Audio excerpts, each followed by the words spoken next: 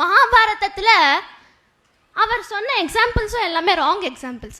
ராவணன், துரியோதனன் எல்லாரும் wrong examples. Duryodhanan வழிக்கு வரல கடைசி வரைக்கும். தர்மம் தோக்கிற நிலைமையில இருந்தது. ஆனா அர்ஜுனன் போர்க்களத்துல நகாங்ஷே விஜயம் கிருஷ்ணா நஜராஜ்யம் சுகானிஜான்னு அழறான். எனக்கு என்னுடைய அன்புக்குரிய பிதாமகரை கொண்டு கிடைக்கிற வெற்றியிலேருந்து என்ன யூஸ், என்ன மகிழ்ச்சி அப்படின்னே இவாள மாதிரி கேட்கிற அர்ஜுனாதிகளை பார்த்து பகவான் அசோச்சியான் அன்வசோச்சஸ்துவம் பிரக்ஞா வாதாம்ச பாஷசே என்று பதில் அளிக்கிறார். பெரிய பண்டிதனை மாதிரி பேசாதீங்க நீங்கெல்லாம். முதல்ல எதுல மகிழ்ச்சி எதுல துக்கம்ங்கிறத முதல்ல புரிஞ்சுக்கோங்க. தர்மத்தின் வெற்றியில தான் நிரந்தரமான மகிழ்ச்சி இருக்கு.